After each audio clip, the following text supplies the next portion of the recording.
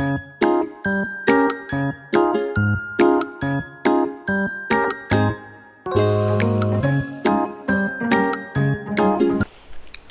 मित्रांनो, मागच्या तासामध्ये एका व्हिडिओच्या माध्यमातून आपण समासामधील तत्पुरुष समास जो आहे तर त्याचा आढावा घेतला होता।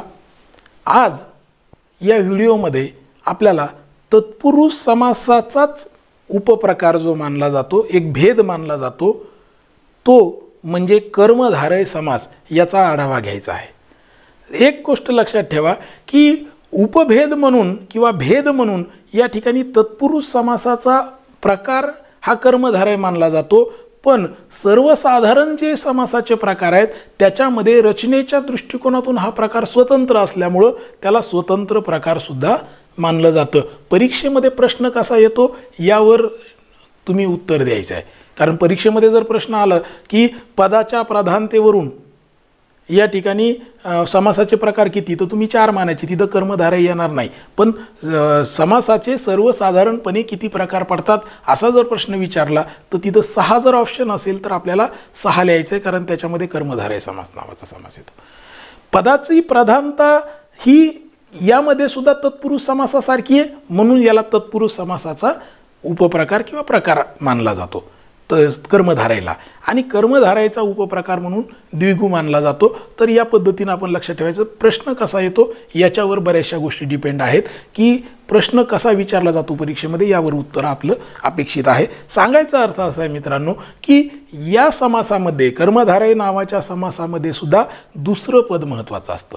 म्हणजे बऱ्याच वेळेस परीक्षेमध्ये प्रश्न येतो की कोणत्या समासामध्ये दुसरं पद महत्त्वाचं असतं, आपण डोक्यात ठेवलेलं असतं तत्पुरुष समासामध्ये महत्त्वाचं असतं, आणि तिथं तत्पुरुष समास ऑप्शन नसेल आणि जर कर्मधारय ऑप्शन असेल तर आपल्याला काय वाटतं की इथं नाहीच आहे, तत्पुरुष समास ऑप्शन नाही आहे, म्हणजे कर्मधारयमध्ये नाही, किंवा कर्मधारय समासामध्ये कुठलं पद महत्त्वाचं असतं असा जर प्रश्न विचारला तर तुम्ही काय करता, तत्पुरुषमध्ये दुसरं पद असेल आहे म्हणल्यावर कर्मधारयमध्ये पहिलं असेल, असा एक विचार आपल्या डोक्यामध्ये येतो। त्याच्यामुळे एक लक्षात ठेवायचं, तत्पुरुष समासातही दुसरंच पद महत्त्वाचं आहे आणि कर्मधारय समासामध्ये सुद्धा दुसरंच पद महत्त्वाचं आहे, म्हणजे कर्मधारय समासामध्ये दुसरं पद महत्त्वाचं असतं।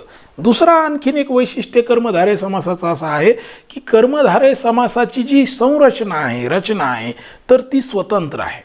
रचनेच्या दृष्टिकोनातून हा स्वतंत्र प्रकार आहे। बघा, रचना अशी असते की कर्मधारय समासामध्ये पहिलं पद हे विशेषण असतं आणि दुसरं पद हे नाम असतं। म्हणजे कर्मधारय समासाचं वैशिष्ट्य काय आहे तर पहिलं पद विशेष। आता तत्पुरुष समासाचं तसं आहे का?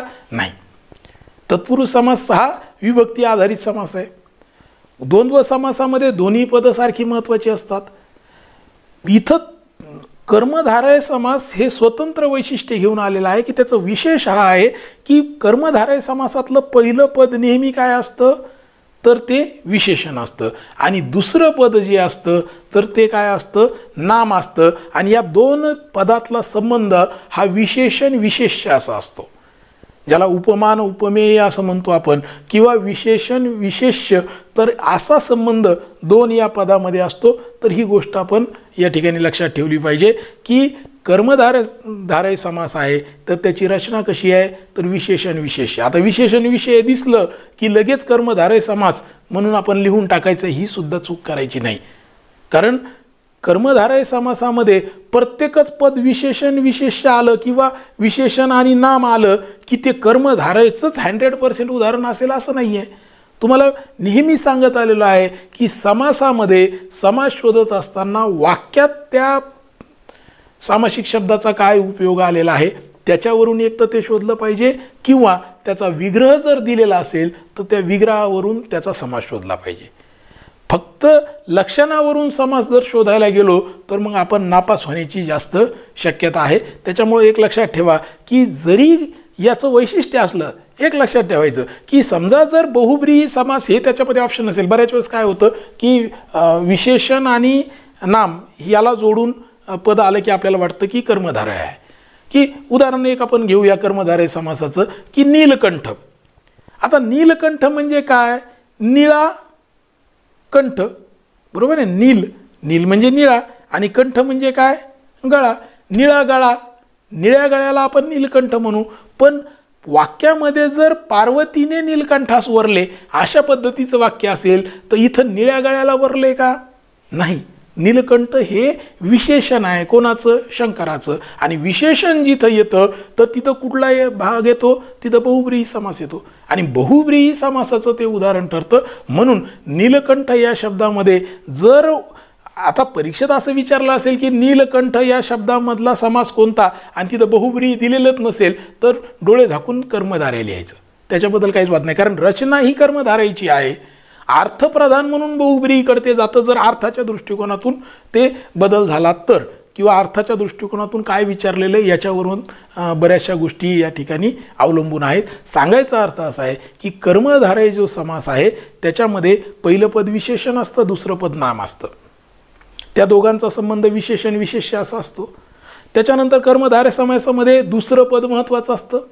हा एक मुद्दा बघितला. आणखीन एक मुद्दा बघूया, तो म्हणजे कर्मधारय समासामध्ये दोन्हीही पद एकाच विभक्तीमध्ये म्हणजे प्रथमा विभक्तीत असतात. दोनही पद. आता भरपूर असे समासाचे उदाहरण आहेत की ज्याच्यामध्ये पहिलं पद आणि दुसरं पद दोन्ही प्रथमा विभक्तीत असतील असं नाही. इथं मात्र दोनही पद ही प्रथमा विभक्तीत असतात, म्हणजे प्रथमेमध्येच दोन्ही पदं असतात.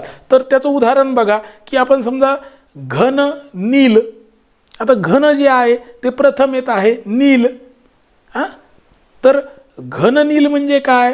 तर घनासारखा निळा असा त्याचं काय होईल, किंवा घन असा नील, बरोबर. या अर्थानं तर घनासारखा निळा, घननील जो मेघासारखा आहे, निळा ज्याचा रंग आहे, तर या पद्धतीनं तर हे जे आहे तर असं एक उदाहरण होऊ शकतं. किंवा बघा रक्त चंदन, तर रक्तासारखे चंदन म्हणजे रक्तचंदन.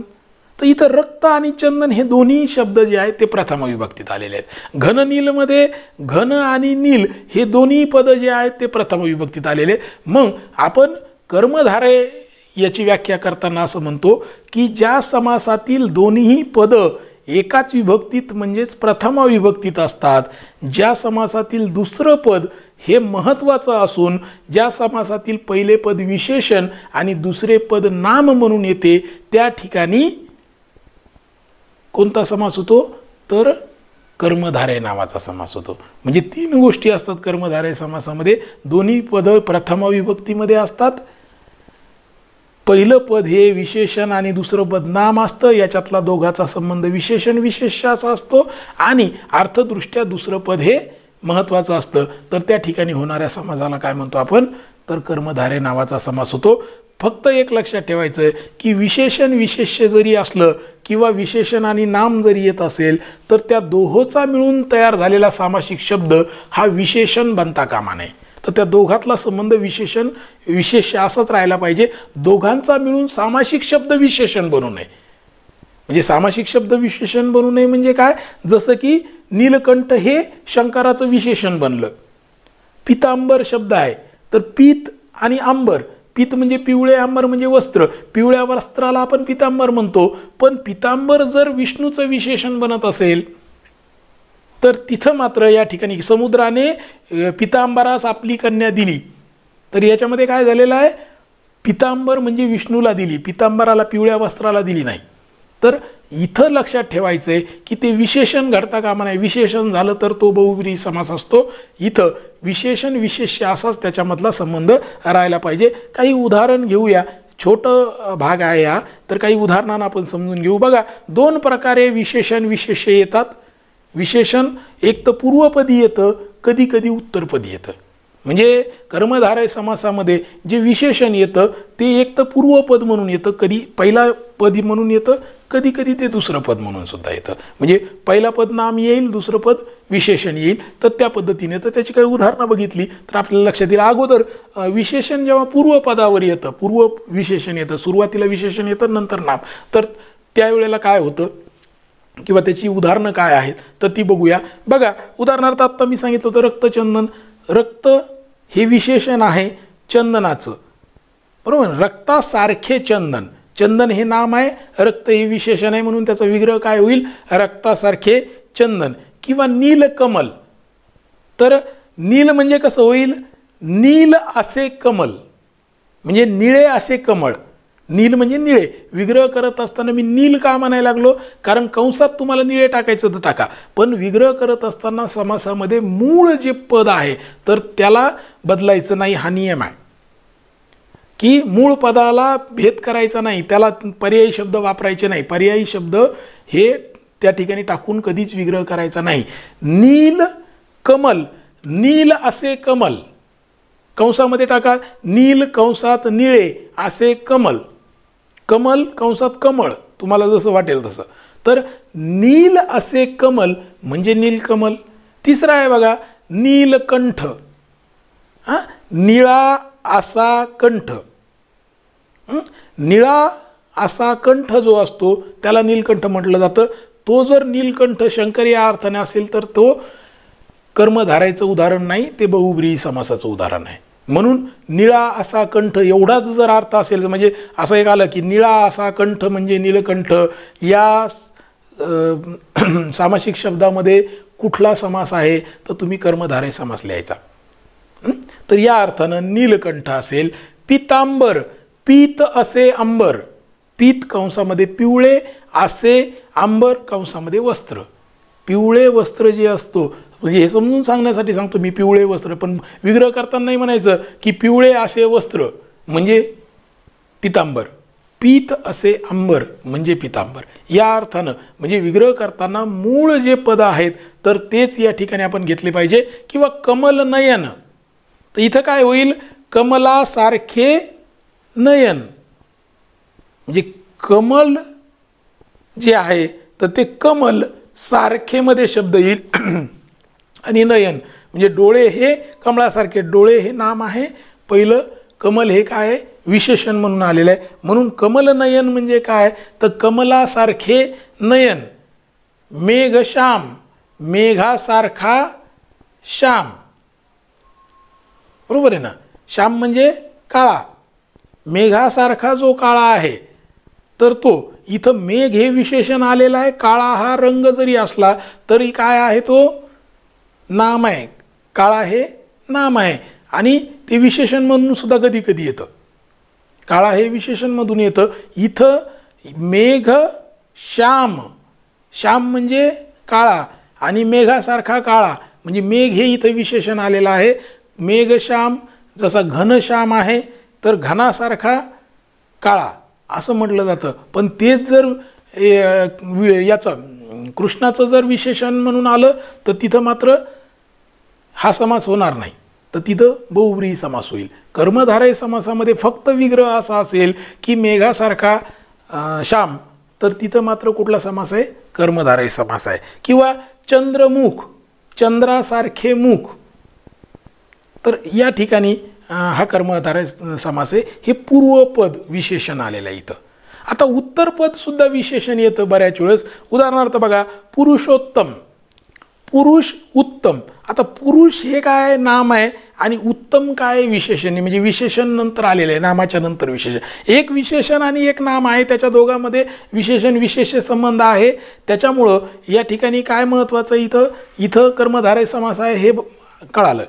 पण उत्तरपद हे विशेषण आलेलं आहे आणि उत्तम असा पुरुष, उत्तरपद जेव्हा महत्त्वाचं असतं किंवा विशेषण म्हणून येतं तेव्हा आपण जेव्हा त्याचा विग्रह करतो तर दुसरं पद आधी घ्यायचं. पुरुषोत्तममध्ये उत्तम आधी घ्यायचं. उत्तम असा पुरुष म्हणजे पुरुषोत्तम. पण हे पुरुषोत्तम नामाचं, रामाचं सुद्धा विशेषण आहे. राम या अर्थानं जर ते विशेषण आलेलं असेल वाक्यामध्ये तिथं मात्र बहुव्रीही समास होईल. तर त्याच्यामुळं पुरुषोत्तम. नरसिंह, आता कसा आहे? सिंहासारखा नर आहे, नरासारखा सिंह नाही आहे.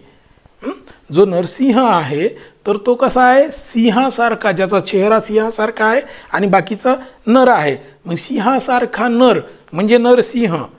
किंवा चरण कमल, कमलासारखे चरण, उलट करायचं मी आधी सांगितलं.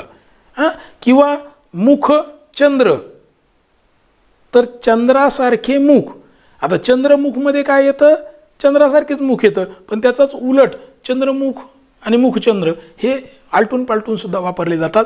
तर या पद्धतीनं ज्या वेळेला एखाद्या समासातलं दुसरं पद महत्त्वाचं असेल आणि ज्या समासामध्ये एक पद हे विशेषण असेल आणि दुसरं पद नाम असेल आणि त्या दोहोंमध्ये संबंध विशेषण विशेष्य असा असेल तर त्या ठिकाणी कुठला समास होतो तर कर्मधारय नावाचा समास होतो। हा कर्मधारय समास तत्पुरुष समासाचा प्रकार मानला जातो, पण सर्वसाधारणपणे तो रचनेच्या दृष्टिकोनातून स्वतंत्र असल्यामुळं त्याला स्वतंत्र सुद्धा मानलं जातं। त्याची रचना संरचना जी आहे ती स्वतंत्र आहे, पददृष्ट्या पदाच्या प्राधान्यतेवरून मात्र त्याच्यातलं दुसरं पद महत्त्वाचं असतं, म्हणून तो तत्पुरुष समासाचा एक प्रकार मानला जातो। तर मला वाटतं की कर्मधारय समासाच्या बाबत आता काही तुमच्या मनामध्ये काही शंका नसावी। तर या ठिकाणी आपण या व्हिडिओमध्ये थांबूया, पुन्हा भेटूया पुढच्या व्हिडिओमध्ये समासाचा पुढचा प्रकार घेऊन। तोपर्यंत नमस्कार।